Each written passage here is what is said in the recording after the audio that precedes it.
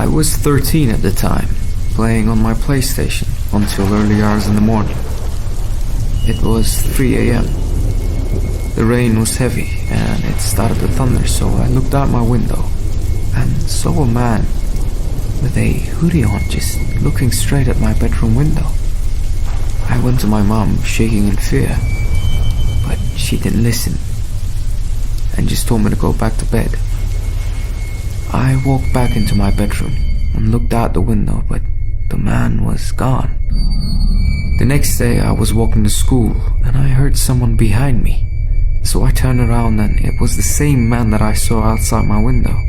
Before I could even run, he grabbed my shoulder and punched me right in the stomach.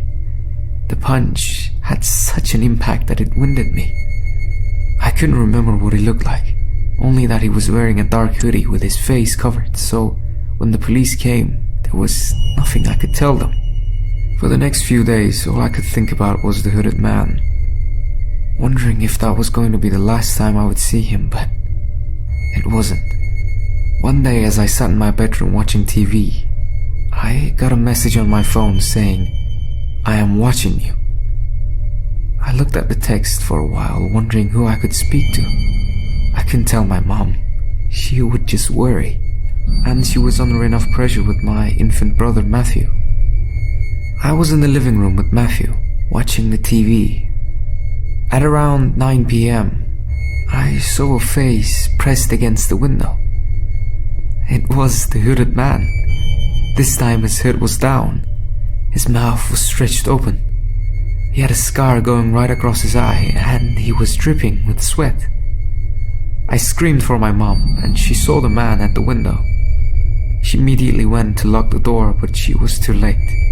He grabbed my mom by the throat and lifted her against the wall by her neck until she was unconscious. While he was choking my mom, it gave me enough time to hide Matthew. I ran to the kitchen and grabbed the knife. I confronted the man with the knife in my hand, thinking he was gonna run away, but instead he just laughed and quickly grabbed the knife from my hand. Just as he raised the knife towards me, my mom had gained consciousness and hit him over the head with one of her ornaments close by.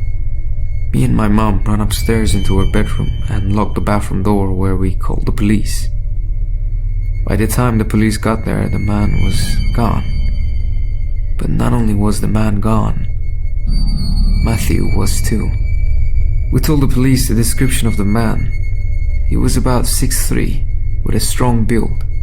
He had blonde hair and big blue eyes with a huge scar across his eye. It turned out that the police had received many phone calls with the same description all across town. He had been reported by other citizens for spying on underage girls and boys. The police searched for Matthew for weeks after his kidnapping.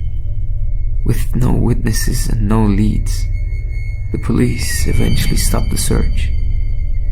We never saw Matthew again. His body was never found.